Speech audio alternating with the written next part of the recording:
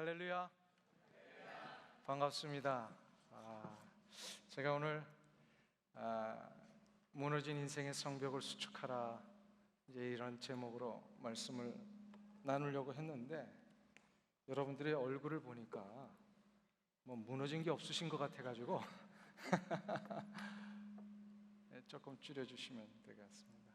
근데 나는 우리 정 목사님만 얼굴이 이렇게 빛이 나는 줄 알았더니, 아니 교인들이 다 이렇게 빛이 나시네요.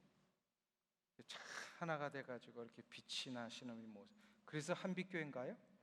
네, 이름이 한빛교회인데 참 너무 감사하고, 오늘 이렇게 이 자리에 오신 분들을 주님의 은혜와 축복이 함께 하시기를 축원합니다. 근데 제가 이제 집회 전에 몇 가지 부탁드리는 게 있어요. 조금 울리는데 괜찮나요? 예. 듣기 괜찮으세요? 예. 원래 그 집회는 사모함과 간절함이 있을 때 하나님이 주시는 은혜가 더 큽니다. 그래서 이왕 우리가 지금 일상의 삶을 다 내려놓고 어차피 여기 올라오신 거니까 하여튼 여기에만 좀 집중을 하면 어떨까 하는데, 괜찮으시겠습니까? 괜찮으세요? 그러면 우리 주머니에서 이 전화기를 좀 다 꺼내보세요. 전화기 꺼내셔서 우리 이 전화기를 다 끄세요. 예. 이멀전시 발생하지 않도록 하나님 지켜주실 것을 믿습니다. 아멘.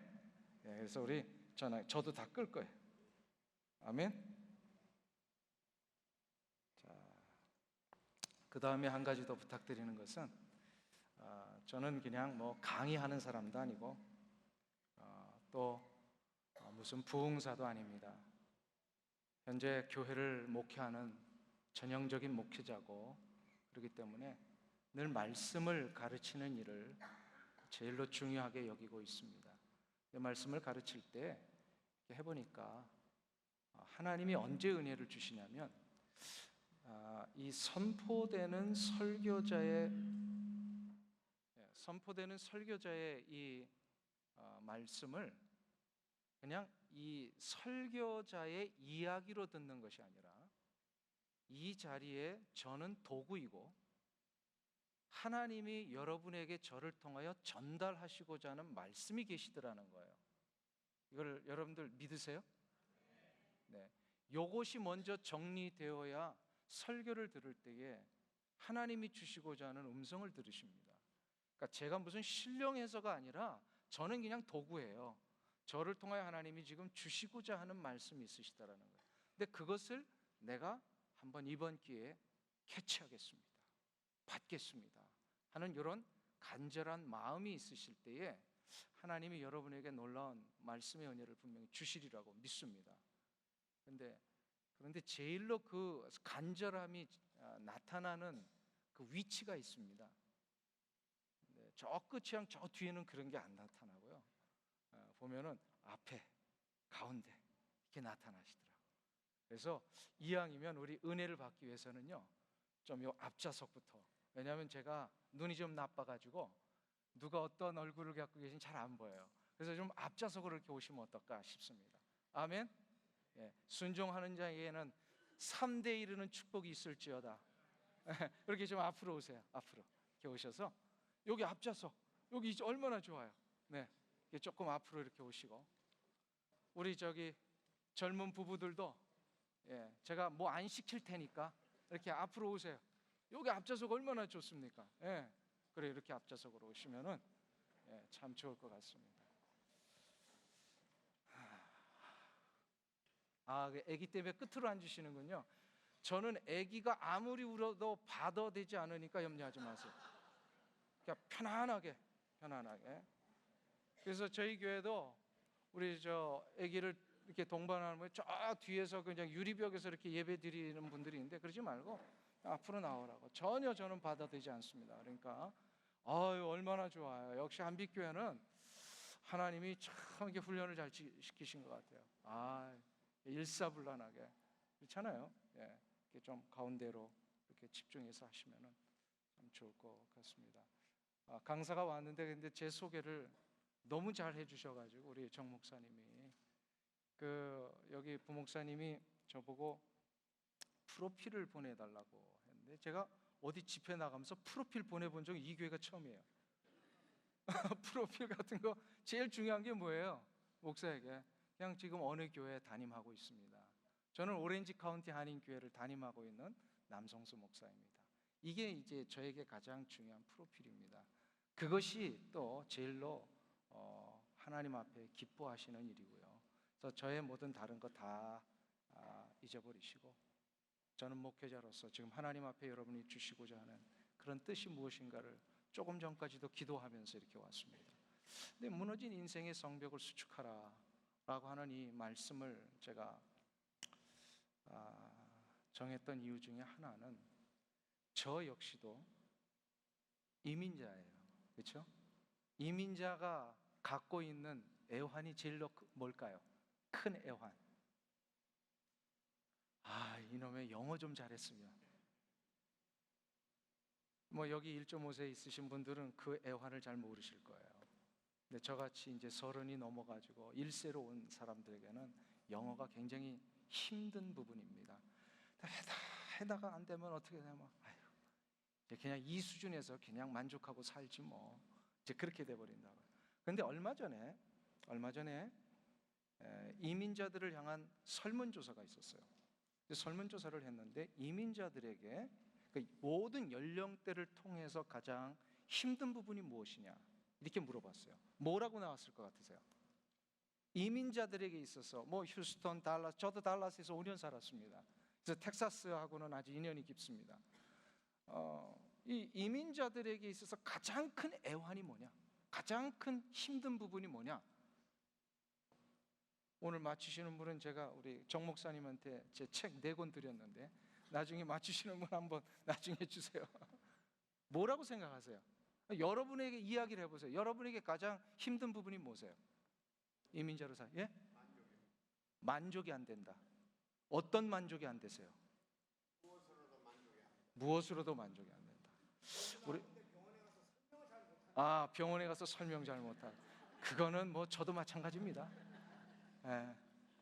근데 그 신문에 일반 우리 교인들이 아니고요. 일반 이민자들을 상대로 해서 설문조사를 하는데 경제적인 문제였습니다. 경제적인 문제가 제일로 힘들대요. 여러분들 보니까 이 텍사스는 집들도 아주 막 이렇게 크고 좋더라고요. 예, 저 널찍널찍 사시고. 근데 저 캘리포니아는 그렇지 못합니다. 굉장히 집값도 비싸고. 하여튼 모든 그 리빙 코스트들이 굉장히 비쌉니다. 그러니까 열심히 일을 해도 이 에버리지 생활로 들어간다는 것이 굉장히 힘든 거예요. 그래서 이민자들의 가장 첫 번째 힘든 부분이 경제적인 문제였다. 그런데 제가 우리 교인들과 함께 이제 그 우리 지역에서 이렇게 좀 살아보면서 느낀 이민자 플러스 모든 이민 교회들의 아픔이 뭘까 이런 생각을 해봤는데 그것은 마음의 상처였습니다. 마음의 상처. 이민자로서 여기서 한국에서 다들 이민 오셨죠? 그럼 한국에서 여러분들 시절에 이민 오셨으면 한가닥 하신 분들이세요. 그 시절에 이민을 온다는 것은 이게 쉬운 일은 아니셨습니다. 굉장히 그 앞서가시고 그런데 왔는데 그렇게 한국에서 뭔가 만족되게 살고 그래도 인정받고 살았던 분들이 이곳에 와가지고 아까 말도 제대로 못하고 병원에 가서 내 아픈 것도 제대로 표현 못하고 관공서 가면 맨날 이렇게 비리비리 그냥 문장 다 외워가지고 가야 되고 이런 것들을 하면서 그리고 어떤 부당한 일들 앞에 내가 어필을 했어야 되는데 어필하지 못한 것 때문에 오는 이 어떤 아픔들. 그런데 그보다 더 심각한 아픔이 뭐냐면 우리끼리 이렇게 좀 서로 잘 사랑해주고 도와주고 이렇게 살면 얼마나 좋은데 그런데 이 얼마 되지도 않은 이 한인사에서 서로가 이렇게 찌르는 말, 상처 주는 말, 열등감을 일으키는 말들 이런 것들을 하면서 우리의 마음이 많이 무너져 있더라는 것입니다. 여러분들 공감하세요? 여기는 이제 대답을 안 하는 게 특징이네요, 그죠? 우리 한빛교회는 대답을 안 하기로 사명을 가지고 태어나신 분들 같아요. 조금 저는 설교를 이렇게 대화처럼 합니다. 주일 설교는 그렇게 안 하지만 또 집회 가면 같이 이렇게 인터랙션이 있어야 돼요. 그래서 여러분들의 얼굴을 보면서 제가 말씀을 좀 전하고 싶은데, 과연 이런 문제들을 어떻게 할 것인가? 이런 문제. 성경에는 이런 문제들을 어떻게 해결한다고 하셨을까?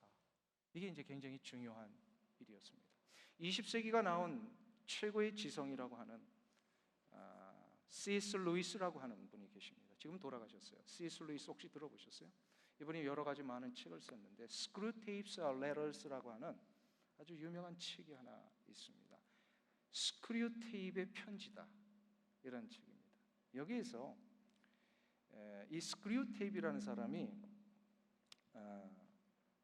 고참 악마예요. 그러니까 최고참 악마인데, 이 웜우드라고 하는 신참 악마가 이 악마의 세계에 들어왔는데, 이 고참 악마가 신참 악마를 교육하는 편지입니다. 근데 무슨 교육이냐면 어떻게 해야 예수 믿는 사람들이 무너지느냐 이거예요. 그래서 어떻게 하면 악마가 예수 믿는 사람들을 무너뜨릴 수 있을 것인가를 교육하는 편지가 스크류테이프의 편지예요. 근데 이거를 옛날에는 번역하기를 악마의 지령이다 이렇게 번역을 했어요. 근데 이제 최근 번역은 Screwtape's Letters를 이제 스크류테이프의 편지다 그랬는데, 그 내용 보면은 이런 것이 있습니다. 악마들은 우리 그리스도인들을 넘어뜨릴 때 겉을 보고 사람을 평가하게 하라. 겉을 보고 사람을 평가하라. 여러분들 새신자가 오시면 뭘부터 보십니까? 새신자 오시면 저 사람 하고 있는 게 뭐냐, 귀걸이를 어디서 샀냐, 뭐 이런 거 보세요. 딱 저 사람 어디서 교회 많이 다녀본 사람 같아. 저 사람 완전히 생고구마야. 뭐 이런 거 딱 보면서 우리 나름대로의 기준을 가지고 첫인상을 판단하죠. 그렇죠? 겉모습 보고 사람 만나는데, 저는 오늘 옆에 계신 장로님 기도하신다는데 그냥 연세가 있으신 것처럼 이제 뵈가지고요. 그래도 기도를 이렇게 하신다니까 참 대단하시다. 근데 대단한 정도가 아니라 완전히 기청이 떨어질 정도로 이렇게 그냥 힘있게 하시는 걸 보면서, 와, 장로님 굉장히 강건하시다. 제 선입견이 완전히 무너졌어요. 이렇게 강건하신 장로님이시구나.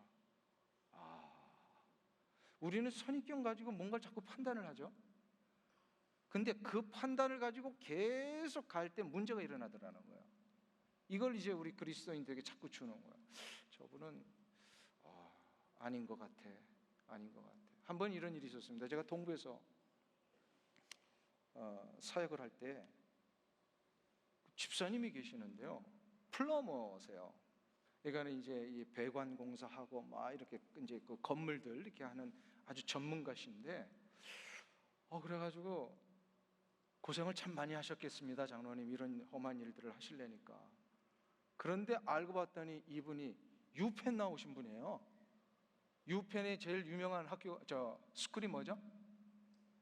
경영학 비즈니스 스쿨이잖아요. 이분이 그걸 나오셨는데, 저는 도대체 그 좋은 학교를 나오셨는데 어떻게 이 플럼밍을 하십니까? 했더니 처음에는 이제 본인의 그 직업을 따라 하셨는데요, 나중에는 이민자로서 좀 이렇게 릴렉스를 하고 싶으신 거예요. 그래가지고 직업을 완전히 바꾸셨더라고요. 그래서 사람은 직업을 가지고 그 사람의 실력을 판단하면 안 되겠구나. 그때 아주 깨달았어요. 근데 악마 스크류테이프이 웜우드라고 하는 이 신참 악마에게 그리스도인들을 넘어뜨릴 때 자꾸 이런 선입견을 갖고 판단하게 만듭니다. 또 다른 하나 예를 들어볼까요? 가정의 불화를 일으키라, 이렇게 얘기를 합니다. 가정의 불화를 일으키는 거예요. 가정의 불화를 일으키는데 뭐냐면, 언제 꼭 불화가 일어나요?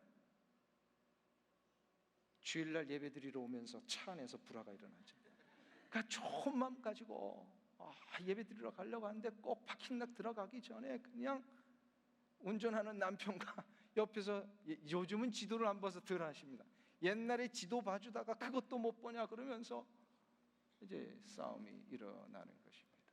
꼭 예배드리기 전에 마음 다 준비하고 나갔는데 지나가던 옆에 집사님이 한 사람 툭 한마디 던지면 아유 오늘 그냥 예배 드리고 싶은 마음 다 가셔버리고, 이게 이 가정의 불화를 일으키는 것입니다. 그런데 이 악마가 31개의 이 지령을 보내는 거거든요. 근데 거기서 다른 거는 다 실패해도 이 한 가지만 하면 성도는 반드시 무너진다는 지령이 하나 있어요. 그 31개를 다 소개해 드릴 수는 없고, 이제 아까 말씀드린 2개 같은 이런 일례가 있는데, 한 가지만 분명하게 성공하면 다른 거 다 실패해도 성도들 무너뜨린다. 그게 바로 뭐냐면, 인간으로 하여금 하나님께 관심을 두게 하지 말고 자기 자신에게 관심을 두게 하라. 네, 스크루테이비요. 이 한 가지만 성공하면 모든 성도들 다 무너뜨릴 수 있다라고 얘기를 합니다. 여러분들 교회 생활하면서요, 믿음 생활한다고 하면서 신앙의 길을 간다고 하면서 하나님에게 관심 두지 아니하고 자기에게만 관심 두며 신앙생활 할 수 있을까요, 없을까요?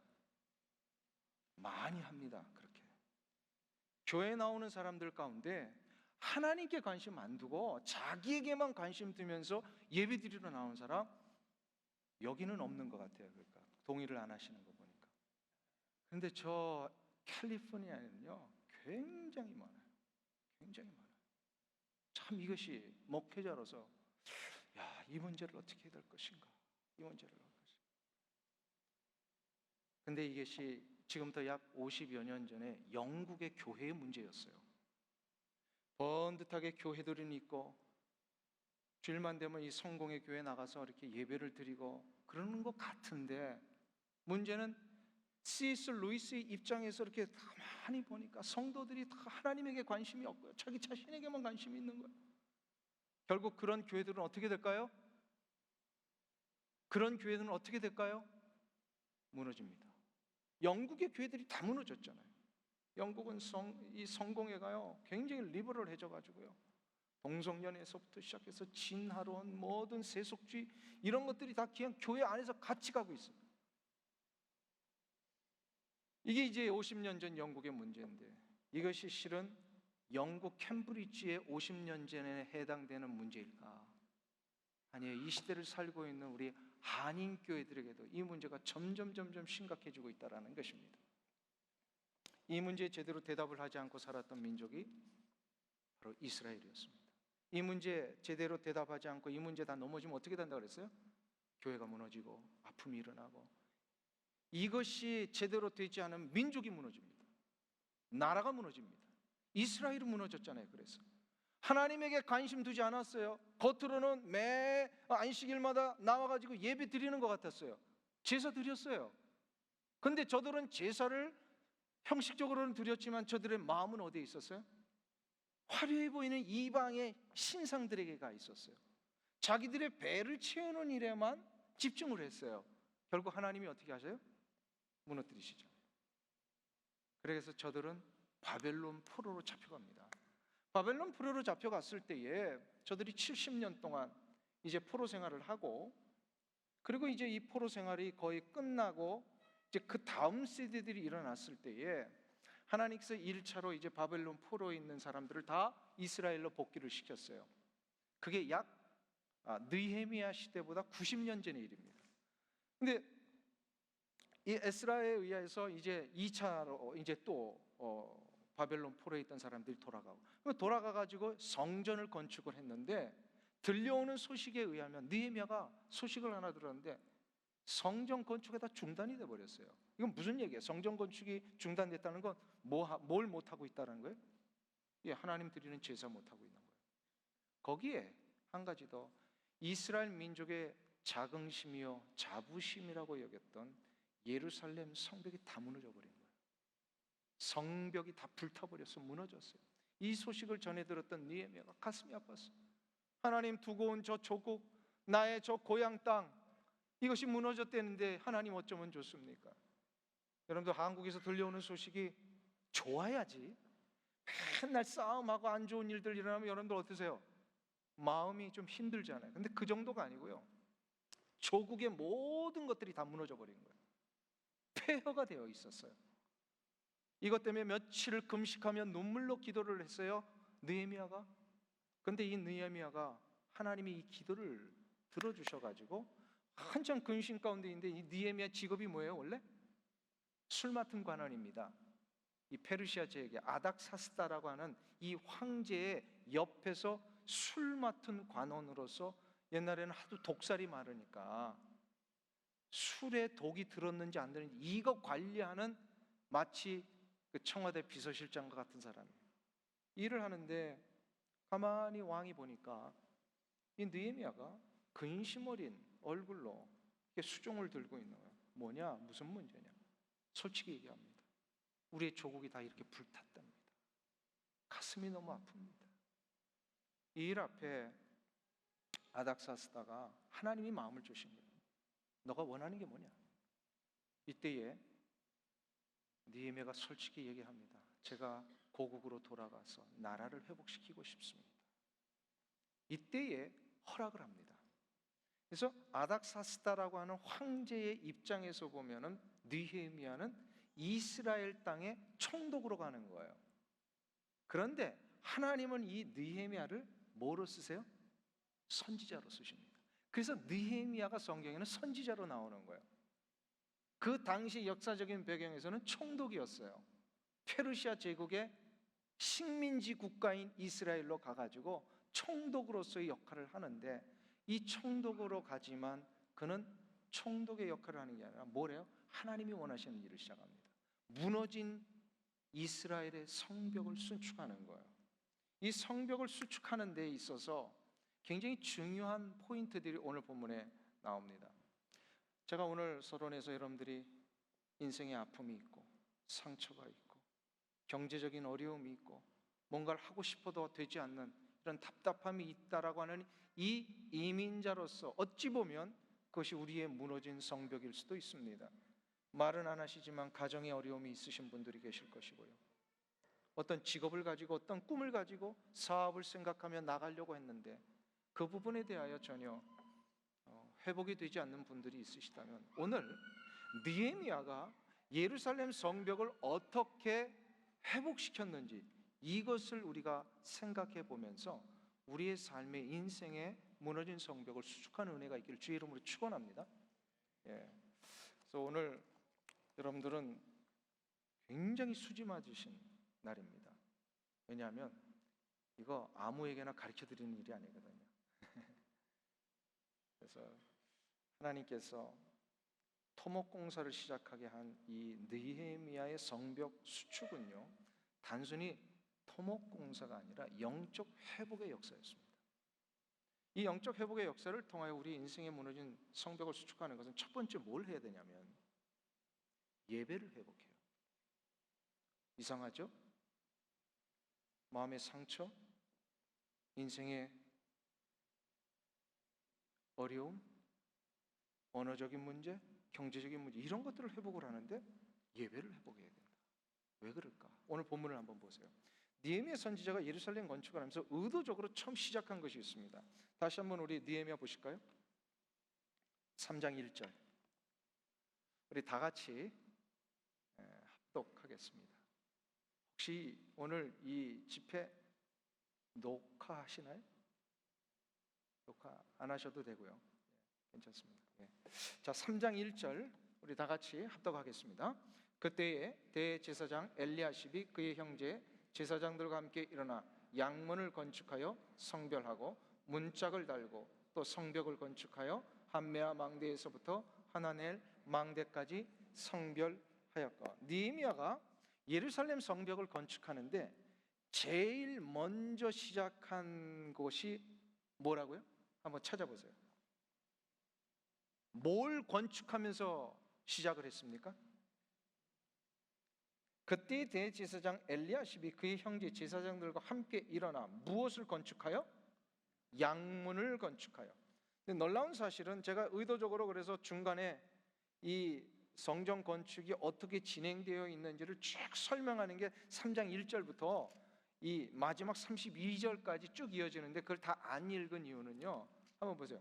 누가 무슨 성벽 건축하고 무슨 문 달고 이걸 쭉 읽다 보면 이거 문 달다가 다 조르실 것 같아가지고 이제 내가 설명을 하는 게 낫겠다 싶어서 했는데, 첫 번째 1절이 양문 건축으로 시작을 했는데, 여러분들 이렇게 바라보는 방향에서 시계 반대 방향으로 이렇게 거의 직사각형이지만 거의 타원 형식으로 이렇게 시계 반대 방향으로 이렇게 성벽을 건축을 합니다. 거의. 근데 마지막 어디서 끝나요? 32절에서 한번 보세요. 성모퉁이 성루에서 양문까지는 금장색과 상인들이 중수하였느니라. 이 성벽 건축을 아무렇게나 한 게 아니라 어떻게 했다라는 거예요?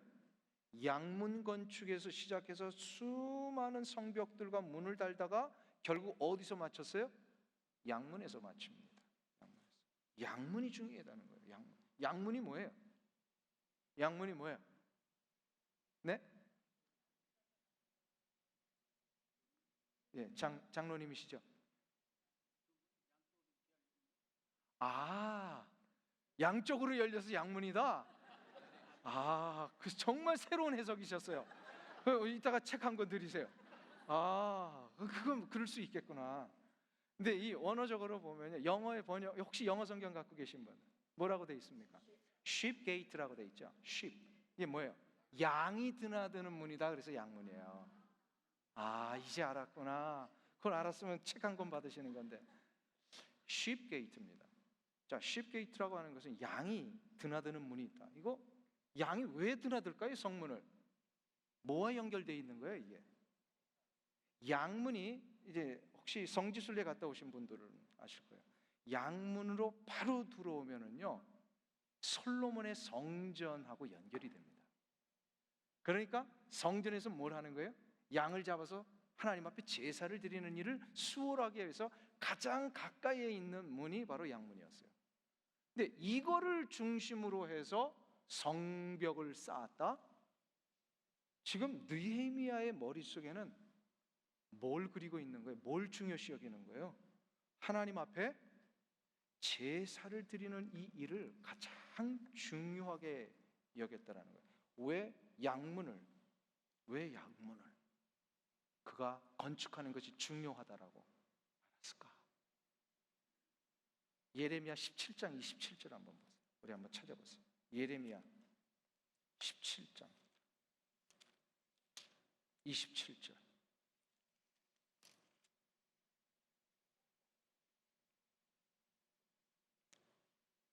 예레미야 17장 27절. 우리 성경 있으신 분들은 한번 다 찾으시고, 없으시면 전화기로라도 찾으세요. 이제 전화기 오픈하셔도 되겠습니다. 전화기를 다 끄라 그랬더니 성경이 없으시구나. 죄송합니다. 그 큰 뜻을 모르고 전화기를 다 끄라 그랬어요. 전화기 키세요. 괜찮아요. 그러면 성경 보시려면. 네. 예레미야 17장 27절 다 찾으셨어요? 네. 예레미야 17장 27절 1079페이지에 있습니다. 우리 다 같이 한 목소리로 합독합니다. 그러나 만일 너희가 나를 순종하지 아니하고 안식일을 거룩되게 아니하여 안식일에 짐을 지고 예루살렘 문으로 들어오면 내가 성문에 불을 놓아 예루살렘 궁전을 삼키게 하리니 그 불이 꺼지지 아니하리라 하셨다 할지니라 하시니라. 이게 지금 하나님이 예레미야 선지자를 통하여 이스라엘 백성들이 경고하신 말씀이에요. 따끔하게 경고를 하셨는데, 이 느헤미야 시대 이전 약 150년 전의 사람이 예레미야입니다. 그러니까 예레미야 시대는 아직 포로로 잡혀가지 않았던 때예요. 근데 포로로 잡혀가지 않았던 때인데 약 60년이 지나서 이제 포로로 잡혀갑니다. 예레미야 시대 이후에. 자, 그런데 하나님이 예레미야를 선지자를 통하여 이스라엘 백성들에게 계속해서 경고를 하고, 선지자를 통하여 너희들을 우상 숭배하지 마라, 안식일을 기억하여 거룩히 지키라 하는데 계속 듣질 않으니까 최후 통첩을 하신 겁니다. 너희들 그래도 안식일을 지키지 아니하면 내가 예루살렘 성문을 어떻게 하겠다? 불태워버리겠다. 그리고 성벽을 다 무너뜨리겠다라고 하나님이 경고의 말씀을 하셨습니다. 그런데 느헤미야가 뭘 들은 거예요? 예루살렘에서부터 소식을 하나 들었는데 뭐야? 성문이 불타버렸고 모든 예루살렘 성벽이 무너져서 폐허가 되었다는 소식을 들은 거예요. 이때 느헤미야가 150년 전에 예레미야 선지자를 통하여 하나님이 주셨던 말씀의 경고를 기억한 겁니다. 왜 무너졌냐 이 말이에요. 왜 불타버렸냐 이 말이에요. 뭘 안 지켰어요? 안식일을 안 지켰어요. 안식일을 안 지키니까 불태워버리셨어요. 하나님이 무너뜨리셨어요. 안식일을 안 지킨다는 건 뭐예요? 저들이 안식일에 와서 제사 드렸을까요? 안 드렸을까요? 드렸어요. 근데 하나님 보시기에는 저들이 안식일을 어떻게 했다 그래요? 안 지켰다. 몸은 여기 나와 있고 여기 와가지고 하나님 섬기는 것처럼 보이지만 저들의 생각은 다 딴 데가 있었어요. 저 두고 온 집에 그 뭐 이상한 거, 자기들이 숨겨놓은 우상단지 빨리 제사 드리고 가가지고 그거 앞에 다시 한번 절해야지. 자기의 배를 채우는 일이 뭔가 이런 것에 다 관심을 두고 있었어요. 제사를 드리면서도. 그 하나님 보시기에 너희들 안식일 안 지켰다, 무너뜨리셨어요. 태워버리셨어요. 이거를 깨달은 자가 느헤미야입니다. 이거를 깨달은 자. 우리의 성벽을 다시 한번 일으키며 무너진 데를 다시 한번 회복하는 이 일은 그러면 어디서부터 일어난다? 안식일을 회복하는 데서부터 일어난다. 안식일을 회복한다는 게 뭐예요? 하나님이 허락하신 이 안식일을 기억하여 거룩하게 지키는 겁니다. 안식일을 거룩히 기억하여 지키는 것에 가장 중요한 게 뭐예요? 예배 드리는 겁니다. 할렐루야. 예배를 드리는 거예요. 예배를 하나님이 기뻐하시다. 느헤미야가 이걸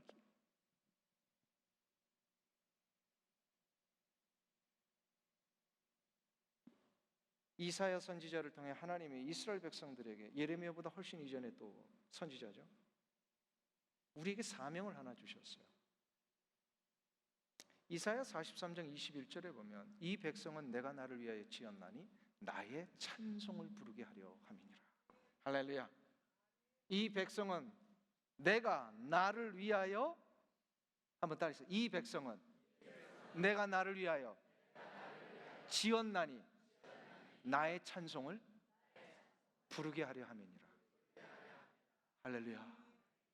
여러분들을 지으신 목적이 뭐라고요? 하나님이 여러분들을 통하여 여러분의 입에서 찬송이 울려지기를 원하시는, 그게 바로 예배입니다. 그래서 성경에서는 예배라는 단어와 찬양이라는 단어와 하나님을 높인다라는 이 단어를 혼용해서 씁니다. 오늘 찬양팀 제가 너무너무 감사합니다. 은혜를 받았어요. 제가 이 찬양을 이렇게 막 은혜롭게 하시는 때는 제가 6.25에 처음 봤어요. 지금 너무너무 은혜를 받았어요. 너무너무 은혜. 근데 이 찬양이 은혜가 있고 없고는요, 음악적인 스킬로 될까요, 안 될까요? 저한테 하나님이 주신 그 달란트 중에 하나가, 저분이 영적으로 준비됐구나 안 됐구나 이걸 자꾸 보게 하세요. 뭐 저 투시 은사 있고 이런 거 아니에요. 오해는 하지 마세요. 근데 그분이 어떤 이게 앞에서 쓰시고 이런 거 할 때 참 영적으로 준비를 하고 서셨구나, 이걸 막 느끼게 하셔요. 오늘 찬양팀 참 영적으로 참 준비를 하고 올라오신 것 같아요. 은혜가 됐어요. 너무너무 감사해요. 근데 이 찬양을 통하여 하나님이 받으시는 이 순간이 바로 뭘 받으시는 거예요? 그게 예배를 받으시는 거예요.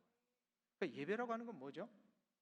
예배라고 하는 것은 처음 시작부터 임내 찬양부터 시작을 해가지고 기도와, 그래서 우리 장로님의 그 기도를 하나님이 받으시고, 이것도 예배의 한 부분이란 말이에요. 그리고 일어나서 성경을, 여기 교독문 하십니까? 성경을 교독하고 이 말씀을 나에게 주시는 말씀으로 받습니다. 그리고 또 목사님을 통하여 이 단위에서 선포되는 이 말씀을 내가 하나님의 말씀으로 받습니다.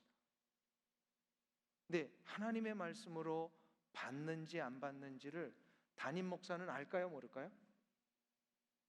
담임 목사는 알까요, 모를까요? 이렇게 영적인 교통을 조금 느껴요. 조금 느낍니다. 그런데 이거를 정확하게 하시는 분이 누굴까요? 하나님이십니다.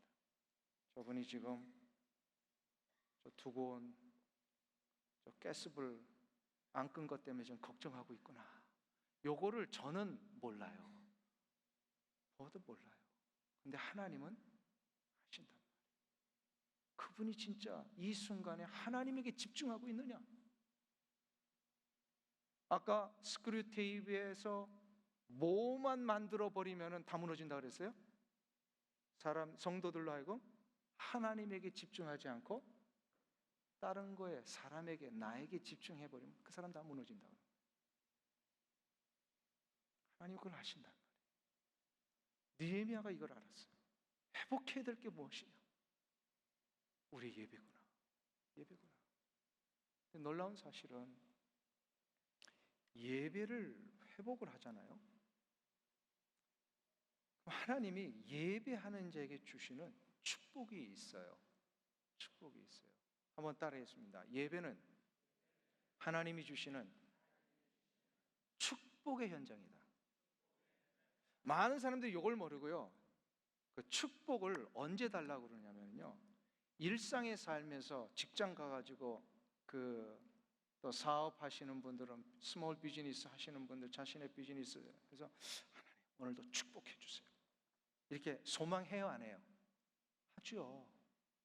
근데 한 가지를 놓치신 거예요. 그거는 잘못. 축복은 언제 주시냐? 안식일을 기억하여 하나님 앞에 드리는 예배 속에 하나님의 축복을 주십니다. 그리고 그때 축복을 받고 복을 받고 일상의 삶에서 그 복을 누리는 거예요. 아멘. 그러니까 주일 예배 안 왔는데 예배를 못 드렸냐? 하나님 이번에 너무 바빠가지고 제가 주일 못 지켰어요. 그러면서 11조는 더블로 할게요. 딱 11조만 하고 그러고 나서 일상의 삶으로 돌아가면 축복이 있을까요, 없을까요? 이 한빛교회는 대답 안 하는 게 특징이에요. 축복이 있을까요, 없을까요? 아까 제가 뭐라고 했어요? 축복은 언제 받아요? 예배 속에 받는 거예요.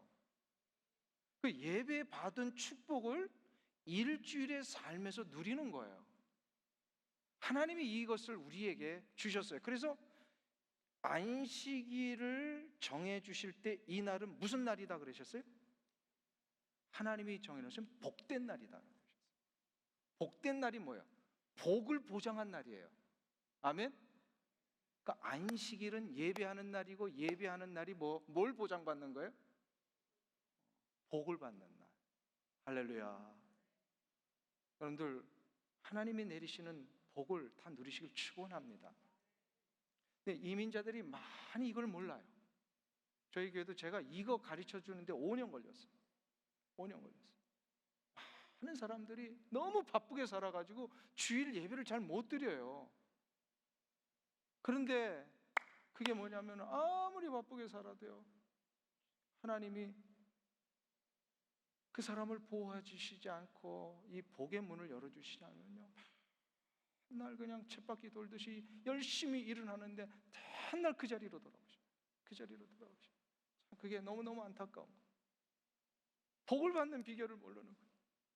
과감하게 주일날 예배 드리는 거 한번 딱 정해보세요.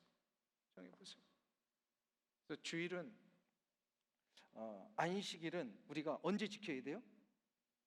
안식일 무슨 요일? 안식일을 구약에서는 언제 지켰어요? 금요일 저녁부터 토요일 저녁까지 지켰죠. 근데 왜 우리는 지금 주일을 안식일로 지키죠? 뭐 때문에 그래요?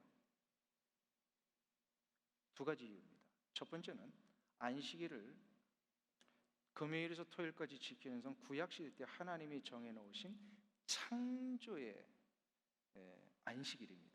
창조로서의 창조론적인 안식일이다 이렇게 얘기를 해요. 그래서 하나님이 천지창조 쭉 하시고 6일까지 이제 창조하신 다음에 며칠째 안식하셨어요? 7일째. 그래서 이거를 영원한 규례로 정해 주셨습니다. 근데 여기서 끝나면요, 하나님의 말씀을 반만하는 거예요, 사람들이. 그럼 왜 우리는 그렇게 안 지키고 주일날 안식일로 지키느냐? 이것을 우리가 알아야 된단 말이에요. 이것을 알기 위해서는요, 신명기를 우리가 한번 봐야 된다. 우리 한번 찾아보실까요?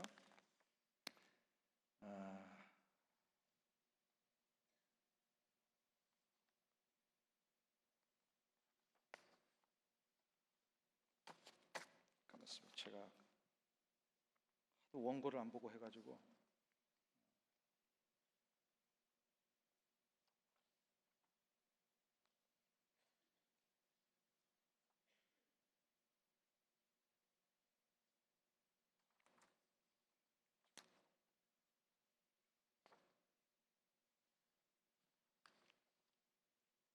제가 직접 찾겠습니다.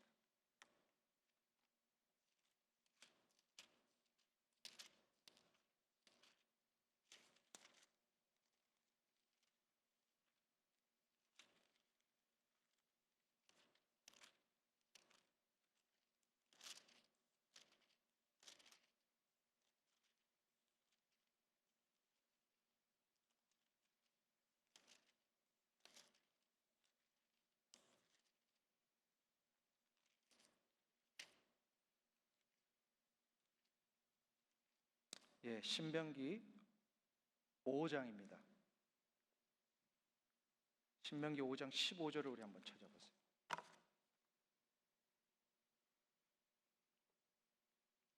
269페이지. 신명기 5장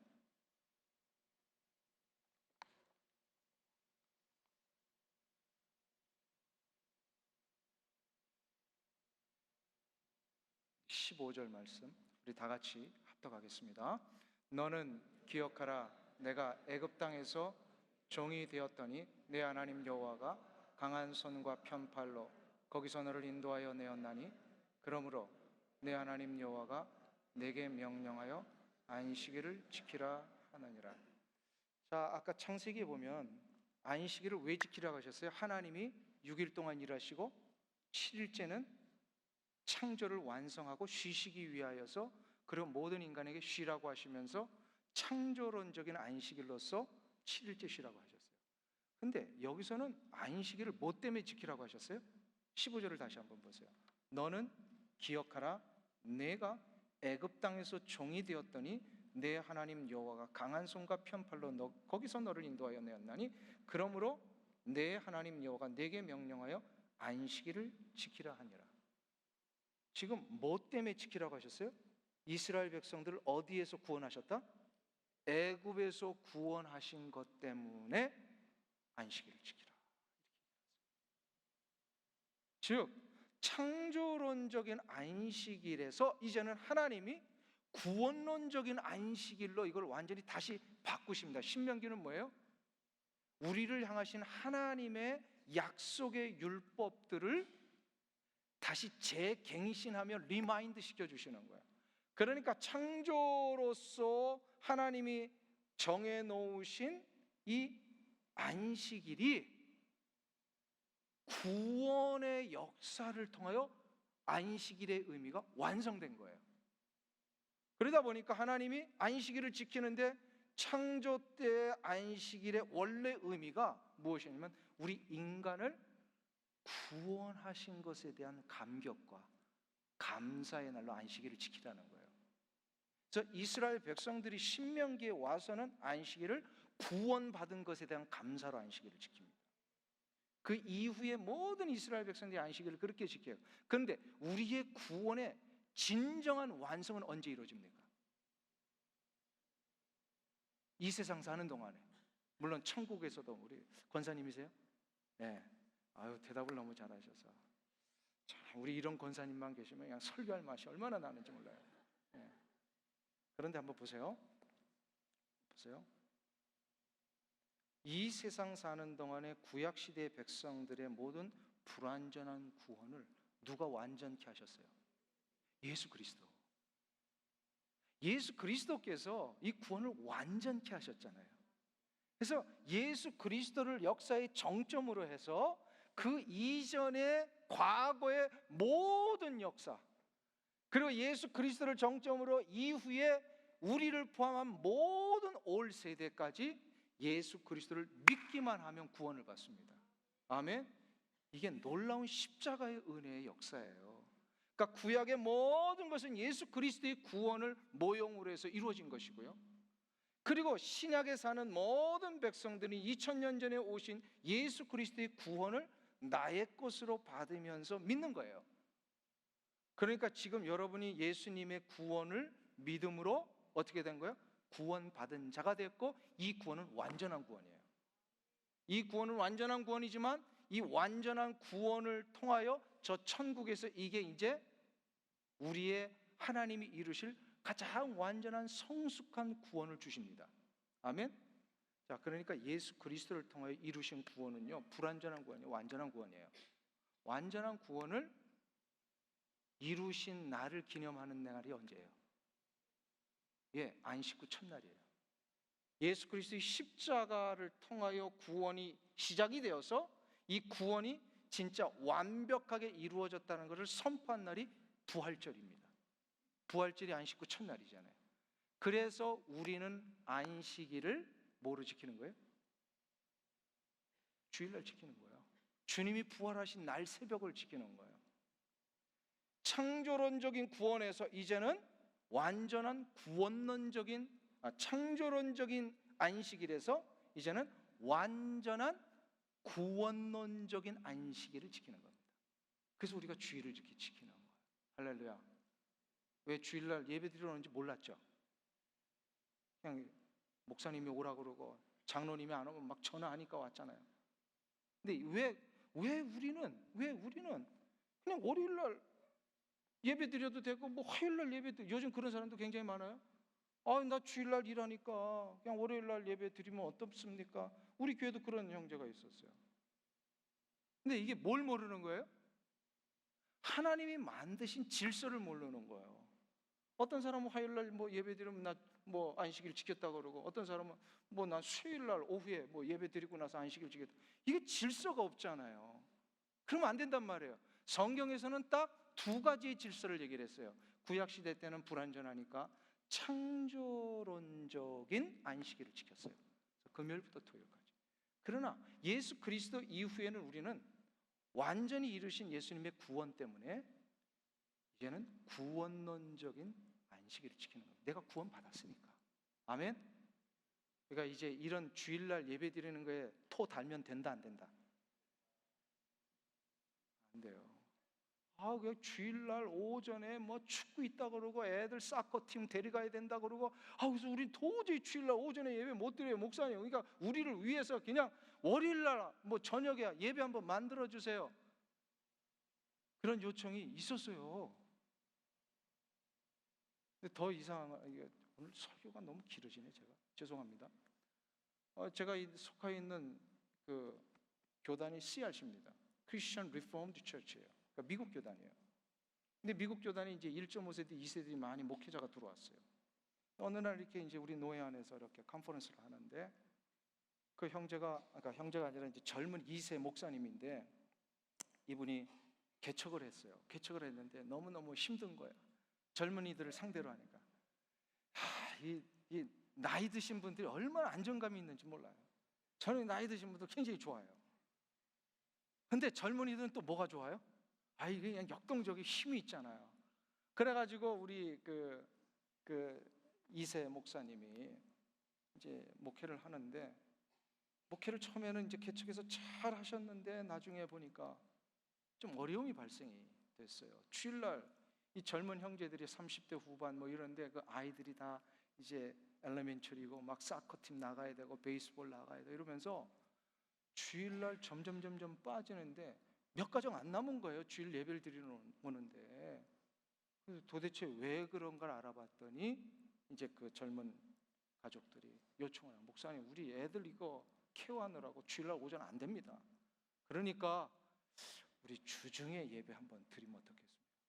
그래가지고 이 목사님이요, 이거를 이제 노예 앞에 가지고 온 거예요. 심각하게 지금 고민하고 있습니다. 주중으로 예배를 바꾸려고 합니다. 목사님인데 그렇게 얘기를 하는 거예요. 여러분들 같으면 여기에 대해서 뭐라고 대답하시겠어요? Yes, no. 왜 no예요? 오늘 설교 듣기 이전에 왜 no예요? 할 말이 없는 거예요. 오늘 같은 설교 안 들었으면 할 말이 없어요. 아니 뭐 유대인들은 금요일부터 토요일까지 지키고 뭐 우리는 그냥 그러면 뭐 그냥 월요일 날부터 화요일까지 지키면 뭐가 다르냐, 이렇게 얘기할 수 있다라는 거예요. 근데 예배는 하나님이 정해 주신 대로 해야 돼요. 우리가 하고 싶은 대로 하는 게 예배가 아니에요. 요거 타협하는 순간부터 어떻게 된다고요? 무너집니다. 무너지는 거예요. 이거 타협하면 무너져요. 구원론적인 안식일의 의미를 분명히 하나님이 신명기를 통하여 영원히 변개하지 않는 하나님의 계명으로 주셨어요. 이거를 우리가 신약에 사는 사람들은 이제 이 구원을 완성하신 예수 그리스도의 놀라우신 십자가의 은혜 때문에 내가 받은 구원이 얼마나 놀라운 것인가를 감사하면서 어떻게 하는 거예요? 그래서 거기에 맞춰서 구원의 감격과 내가 구원받은 확신이 없이 예배를 드리는 건 예배다 아니다. 다시 한번 말씀드릴게요. 역시 특징이 또 나오시나요? 구원의 확신과 구원의 감격 없이 드리는 예배는 예배다 아니다. 제가 잘 못 들었어요. Yes, no로 해보세요. no예요. 왜 그럴까요? 우리가 안식일을 기억하여 하나님 앞에 예배 드리는 건 누구만이 할 수 있는, 하나님의 구원받은 백성만이 할 수 있는 거죠. 아멘. 저는 조금 CRC 와서 굉장히 컨서베이티브하게 변했습니다. 요즘 많이 대두되고 있는 컨템포러리 월십 이런 것들 있잖아요. 그래서 굉장히 저는 조금 이렇게 위험하다라는 생각을 하고 있습니다. 왜냐하면 자칫 잘못하면 내가 하고 싶은 대로 하는 거예요. 물론 다 그런다는 건 아닙니다. 윌로우 크릭 같은 경우에 또 세들백 처치 같은 경우에서 이제 이런 거를 붐을 일으켜서 한국 교회가 다 가져갔어요. 한국 교회로 갔다가 이것이 이민교로 온 거예요, 실은. 근데 나중에 그 윌로우 크릭 처치의 빌 하이빌스 목사님이 지금은 이제 조금 도덕적인 문제 때문에 턴다운 됐습니다만 솔직히 고백을 하잖아요. 자기가 위험을 느낀대요. 자기가 만들어 놓고. 왜냐하면 Seekers Worship이라고 해서 구도자 예배들을 만들어 놨는데 이게 과연 예배냐 이 말이에요. 그래서 제가 그때서부터 구별을 하기를 시작을 합니다. 예배와 집회를 구별을 해야 돼요. 전도 집회와 믿지 않는 자들을 하나님에게로 인도해내는 이 전도 집회와 예배를 구별해야 됩니다. 예배는 예수 안 믿는 사람이 드릴 수가 없는 거예요. 예배는 오직 누구만이 드릴 수 있어요? 안식일을 기억하여 구원론적인 안식일을 지키는 자만이 하나님 앞에 예배할 수가 있는 거예요. 아멘? 그러니까 교회가 이런 거를 놓치는 순간부터 어떻게 이상해지는 거예요. 다 이상해져요. 저는 그 C.S. 루이스의 이 인사이트가 굉장히 중요한 거라고 생각해요. 여전히 뭐 같은 예배실에 안에 앉아 있고 예배실에서 다 똑같이 뭔가를 예배 드리는 것처럼 보이지만 어떤 사람은 하나님을 집중하면서 예배를 드리는 자가 있고요. 어떤 사람은 전혀 그냥 엔터테인먼트 즐기러 온 사람이 있어요. 이거 굉장히 위험한 부분입니다. 요즘 교회들이 이거를 자꾸 놓치고 있는 거예요. 그래도 우리 교회도 뭐 이렇게 여러분들처럼 이제 찬양팀도 쓰고요. 또 뭐 이렇게 스크린도 자꾸 바꾸자 그러고, 저는 원래 스크린 같은 거 안 좋아하는데 자꾸 바꾸자 해서 할 수 없이 바꾸긴 했습니다만 자꾸 이런 것에 집중하지 말고 뭐에 집중해야 돼요? 우리는 예배, 하나님에게. 하나님을 잊지 않아야 돼요. 근데 놀라운 사실은 이 예배 속에 우리가 집중을 하고 하나님에게 집중하며 예배를 제대로 드리면, 아까 이 안식일을 기억하고 거룩히 지키는 자에게는 이 날을 하나님이 무슨 날로 정해주셨어요? 복된 날로. 할렐루야. 그러니까 예배를 제대로 드리면 복이 주어져요.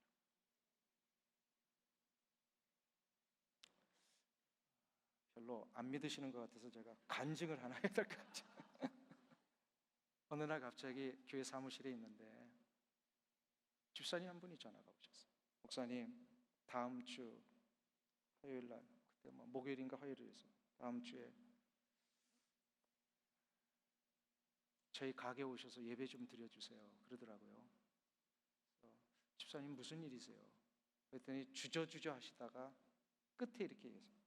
목사님, 다음 주 우리 폐업해요. 폐업한대요. 폐업 예배를 드려달라는 거예요. 아니, 난 개업 예배는 많이 해봤어도 이 폐업 예배는 그때 처음 요청을 받은 거예요. 여러분들 같으면 폐업 예배 가서 무슨 얘기 하시겠어요? 폐업 예배 가가지고 무슨 말씀을 전하고 무슨 기도를 해주겠어요? 제가 아찔하더라고요. 이거 하나님, 이거 목사로서 이거 폐업 예배는 해야 되겠는데 제가 무슨 말을 해야 될지 모르겠습니다. 어떤 말씀을 전해야 됩니까? 그래서 일주일 동안 고민하다가 겨우겨우 저도 뭐 정신없이 가가지고 그냥 무슨 얘기 했는지도 모르고 막 이제 그런 예배를 드립니다. 근데 이제 예배를 드리는데 기도를 처음 시작하는 데부터 그 집사님이, 남편은 예수를 안 믿고 교회 안 나오시는 분이, 근데 이 여자 집사님도 그냥 남편도 울고 있는 거예요. 같이 폐업 예배를 시작을 하는데, 그래가지고 얼마나 가슴이 아프면 이렇게 우실까? 그렇잖아요. 자신의 한평생 모아놓은 이민자의 그 전부인데 이거를 폐업을 해버리니까. 그래서 위로하고 하나님 열어주실 겁니다 그러면서 기도해드리고 이제 다 예배를 마쳤는데 이 집사님이, 목사님 저 간증 하나 할게요. 그러면 제가 운 거는 너무 힘들고 슬퍼서 운 게 아니라 감사해서 운 겁니다 그러시더라고요. 아니, 폐업을 하는데 도대체 왜 감사합니까? 그러면서 이제 얘기하는데, 제가 한 몇 개월 전에 교회에서 한국에 있는 제가 잘 아는 목사님이 그 교회 폐업 예배를 드리셨다는 간증을 전한 적이 있어요. 그래가지고 그 성도가 좀 많이 회복했다는 얘기를 했는데 나도 잊어버리고 있었거든요. 근데 그 우리 교회 집사님이 몇 달 전에 했던 그 설교 속의 간증을 듣고 나도 폐업을 하는데 그분처럼 하나님 앞에 힘들지만 예배를 드려야 되겠다는 마음이 드는 거예요. 그래가지고 용기를 내서 저한테 전화해서, 목사님 폐업 예배 드리게 해주세요. 폐업 예배를 드리기로 결정을 하고 일주일 후에 약속을 했잖아요. 폐업 예배를 결정하고 나서 그날부터 이상한 일이 펼쳐지는데, 이분이 6개월치 렌트비를 밀려가지고 못 내서 폐업을 하고 이제 팔리지가 않아. 옷가게를 하는데 이 홀 한 3분의 1만한 큰 가게였어요. 그 옷이 안 팔려가지고 쌓아놓고 있었는데 어느 날 갑자기 랜로드가 부르더래요. 주인이 불러가지고 이 건물을 많이 갖고 있는데 그 집만 지금 폐업을 하는 거예요. 근데 랜로드 입장에서요, 장사가 안 돼서 이 클로즈 한다 그러면은 다른 사람이 안 들어올 거라고 하는 이런 두려움이 있었던 거예요. 그래서 랜로드 입장에서는 비즈니스가 잘 돼서 인수인계가 되기를 원한 거야. 그래가지고 랜로드가 다른 사람한테 절대로 얘기하지 말고 내가 6개월치 렌트비 그냥 웨이브 해줄 테니까 이거 그냥 클로징 아웃 한다고 그러지 말고 다른 사람한테 인계하는 걸로 얘기를 해라, 이렇게 하더라고요. 그럼 이분은, 우리 집사님은요, 속으로 뭐라 그랬겠어요? 이게 웬 떡이냐? 떡이 아니라 뭐예요? 하나님이 인도해 주시는 거예요. 그러고 나서 이제 이 옷이 그냥 행거부터 시작해서 엄청난 하드웨어들이 있고요, 옷도 어마어마하게 많아요. 그런데 무슨 큰 컴퍼니에서, 이게 옷 컴퍼니인데요, 이 옷 컴퍼니에서 컨테이너를 몇 개를 보낼 테니까 그 행어부터 시작해서 옷을 그냥 원가로 다 사겠다고. 그래가지고 이분이 계산을 해보니까 손해를 봤을까요, 안 봤을까요? 손해가 안 난 거예요. 비즈니스 자기가 이제 정리하고 은퇴 생활을 좀 하려고 했는 그런 금액이 남았어요. 놀라운 사실은 이분이 그 자리에서 간증하는데, 내가 힘들게 폐업 예배를 결심하고 이 일을 하나님 앞에 드리겠다고 한 그 순간부터 일주일 동안 벌어진 일이에요. 일주일 동안. 복은 언제 받아요? 하나님 앞에 예배 드리는 자, 예배 드릴 때 받는 거예요. 이미 내가 하나님 앞에 폐업 예배 하겠습니다 하는 그 순간에 하나님은 그분의 마음을 받으신 거예요. 일주일 동안 놀라운 역사. 그래가지고 이분이 막 표정 관리하느라고 너무너무 좋아가지고 내가 그때 알았어요. 하나님은 예배를 기뻐하시는 거예요. 한번 해보세요. 한번 해보세요. 너무 놀라워요. 여러분들 그 가정에서 조금 어려움이 있으세요? 혹시나 뭐 얼굴 보니까 다들 가정은 좋으신 것 같아요. 그런데 혹시 자녀들이 좀 부모의 마음 속에 들지 않게 좀 어떤 결정들을 하고 어떤 어려움들이 있고 있잖아요. 가정에서 예배를 한번 시작해 보세요.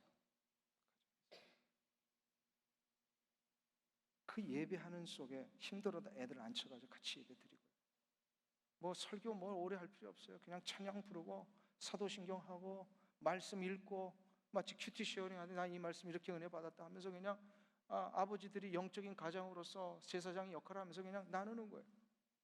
그 말씀을 읽고 나누고 찬양하고 그리고 아이들에서 축복의 기도를 해주고, 이 자체를 하나님이 가정의 예배로 받으세요. 회복이 일어납니다. 회복이 일어나요. 비즈니스를 시작을 하시면서 지금도 하시는 분들 많이 계시고, 여러분들이 오늘 오시면요, 모든 직원들보다 한 10분, 20분 먼저 나가셔가지고요, 그 비즈니스에서 여러분이 혼자 예배를 시작을 해보세요. 예배는 하나님 복을 언제 주신다고요? 예배하는 그 순간에 주시는 거예요. 그걸 바꾸서 어떻게 해요? 그 하루를 누리는 거예요. 아멘. 이 얘기를 우리 교회에서 했더니 청년이, 목사님 저는 직장 다니는데요, 그러더라고요. 비즈니스를 못한다는 거예요. 야, 너가 그 회사를 살릴 수 있는 사람이 되는 거야.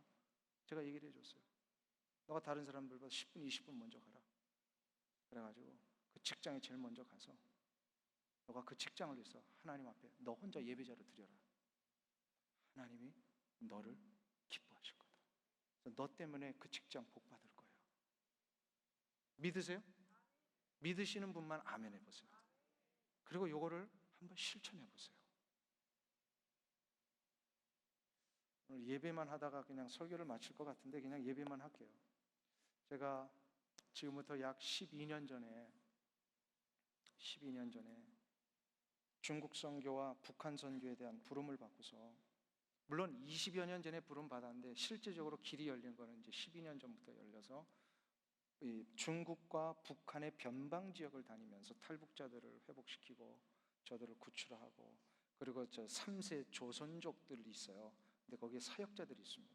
한국말 잘하고 중국말 잘하는 이런 분들을 이제 훈련해서 중국과 저 모슬렘 땅으로 이렇게 선교하는 그런 일들을 하는 사역이 시작이 됐는데, 그때에 압록강에서부터 두만강까지 이렇게 그 중국 사이드에서 보더 라인을 쭉 가면서 찬양하고 기도하면 하나님 이 북한을 회복시켜 주세요. 이제 이런 그 기도 사역을 한 적이 있었습니다. 그때 12년 전만 해도요, 북한이 정말 어마어마하게 못 살았어요. 이 압록강에서 쭉 가다가 보면 이제 백두산 넘어온 두만강은 진짜 이 끝에서 저기 그 엑sit 있는 끝 정도까지도 가까이 보이는 그 강이 이렇게 좀 개천 같은 데도 있어요. 그래서 그 고난의 행군 때 북한 사람들이 그렇게 많이 건너왔던 거예요. 겨울에 얼음이 얼잖아요. 그냥 건너오는 거예요. 그래가지고 수많은 사람들이 탈북을 하고 또 막 중국에 이제 넘어가 있고, 그런데 이제 그 탈북이 한동안 이제 멈췄을 그 시절인데, 쭉 가는데 이쪽 사이드에서는 중국 땅이고 이쪽 사이드는 북한 땅이야. 이렇게 쭉 가는데 가을에 옥수수가 이 중국에서는 쫙 올라가고 그냥 들녘마다 벼들이 익어가지고 그렇게 무성을 한데, 아니 북한 요 강 건너 보면은요 민둥산이에요. 나무가 없고요, 새까맣게 다 타버렸어요. 그리고 나무 조금 나잖아요. 그거 다 잘라다가 그냥 땔감 해버리고, 그리고 그 자기 집 앞에 옥수수 몇 개 심었는데 옥수수 이렇게 달리는데 하나 달려 있고 그것도 그냥 비실비실하고. 그게 그 지역만 아니라 쭉 가는데 북한 땅이 전체가 다 그런 거예요. 야, 이거 도대체 무슨 기후가 다른 것도 아니고 토양이 다른 것도 아니고 같은 물속 같은 땅이잖아요. 이게 도대체 이게 왜 이러냐. 선교사님이 딱 한마디 해주시더라고요. 목사님이 이거 영적인 문제입니다. 영적인 문제입니다. 그러더라고요. 그때 제가 캐치했어요. 북한은 제2의 평양을 예루살렘이라고 불렀던 그 시절에 그 놀라운 예배 부흥이 있었던 땅이잖아요. 근데 공산 정권이 들어오면서 예배를 다 막아버리고요, 예배당을 다 못 박아서 없애버리거나 김일성 별장 만들어버리고 다 그래버렸어요. 지하에서 숨어서 이렇게 기도하는 몇몇의 성도들이 아직도 남아있긴 하지만 예배가 아예 공식적으로 없습니다. 그러면 중국은 어떻게 돼? 똑같은 공산국가인데. 근데 1979년도에 등소평이가 이제 좌천됐다가 다시 한번 권력의 자리에 오면서 아주 놀라운 그 선포를 하나 하죠. 개방개혁 정책이라는 것이 있습니다. 중국의 개방개혁 정책인데, 이 개방개혁 정책을 하면서 등소평이 부르짖었던 유명한 구호가 흥묘백묘 이론입니다. 흥묘백묘, 한자로 흥묘, 검은 고양이, 백묘, 흰 고양이입니다. 무슨 얘기냐면 인민이 잘 살 수만 있다면 검은 고양이든 흰 고양이든 문제되지 않는다. 이게 개방개혁 정책의 아주 중요한 모토입니다. 그러니까 공산 정권이라고 하는 이 체제에 반기만 들지 않으면 모든 것을 다 오픈을 해버립니다. 등소평이가 굉장히 훌륭한 그 지도자였죠. 그때 모든 경제적인 거, 또 문화적인 거, 모택동에서 문화혁명에서 다 불타버리고 다 억압했던 거 다 오픈을 다시 합니다. 등소평이. 그리고 그때의 중국은 교회도 오픈을 했어요. 그때 오픈을 했는데 이제 그 삼자교회죠. 그 정부 교회들이 다 오픈되고 지하 교회도 있었지만, 그 이후에 중국은 삼자교회든 지하교회든 이제 예배가 공식적으로 허용이 됐는데, 제가 그게 진짜인가 해서 가서 봤어요. 심량이라는 곳에서 그 동관교회라고 있는데요. 거기에 가면은 예배실이 이 정도 되는데 7부 예배를 드려요. 예배 좌석이 아주 빽빽하게 앉아요. 2,000명이 앉는데요. 그러니까는 7번 주일날 예배를 드리면은 어떻게 돼요? 10,000명이 넘는 거예요. 근데 그 사람들이 예배를 3시간, 4시간씩 드려요. 중국 사람들이. 제가 그 예배실을 한번 들어가 봤어요. 들어갔더니 저 뒤에서 앉아 있는데 찬송을 부르는데 이런 찬양팀이 있더라고요. 찬양을 그 중국 특유의 이러면서 찬양을 하는 거예요. 근데 그러니까 곡조는 다 그래, 똑같아. 근데 아마 가사가 다른 거예요. 근데 찬양이 끝나질 않아. 도대체 이게 무슨 노래입니까? 찬양입니까? 했더니 중국에는요, 한 번 노래를 시작하면 99절짜리 찬송입니다. 들어보셨어요? 99절. 우리는 5절만 보면 헥헥대죠.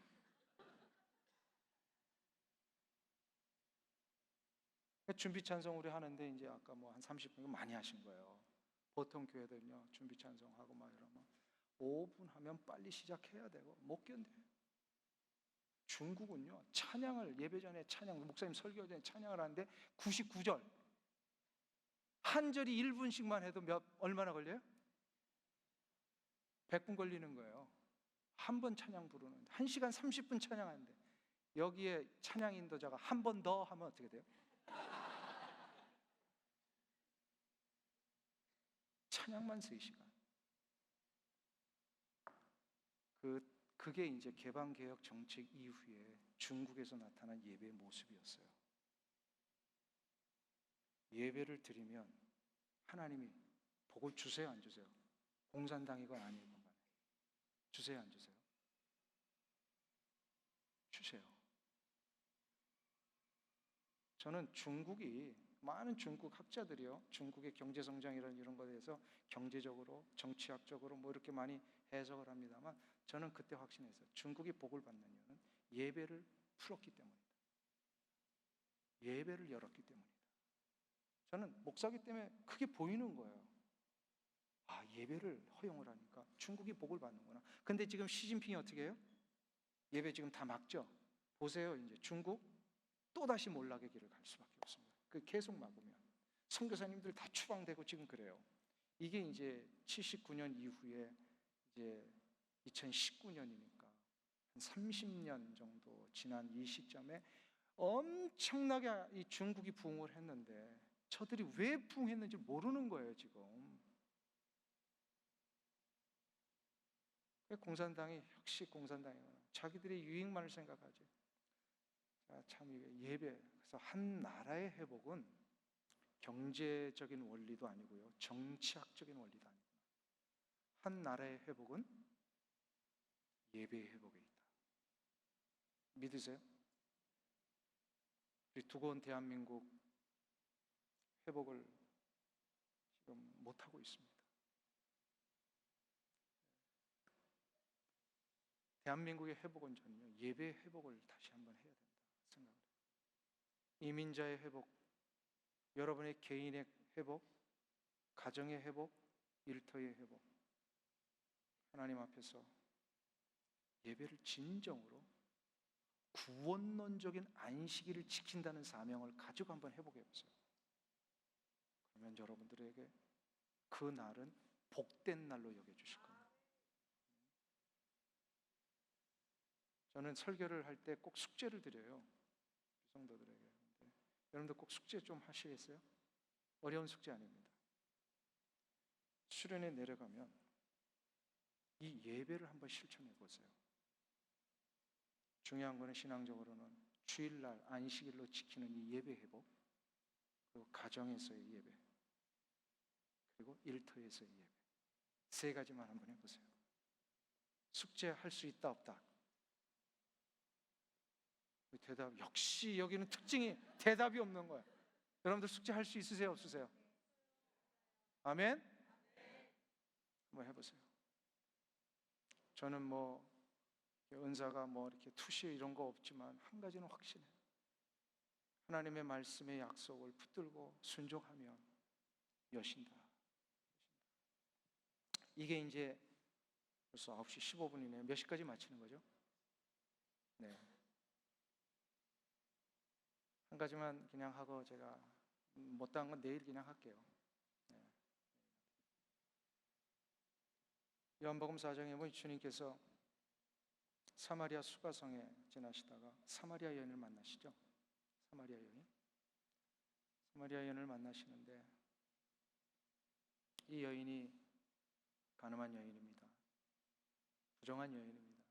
예수님을 만나면서 예수님이 회복을 시켜주시는데, 회복을 시켜주시면서 그 여인에게 했던 말씀이 뭐예요? 예배에 대한 이야기를 하십니다. 예배.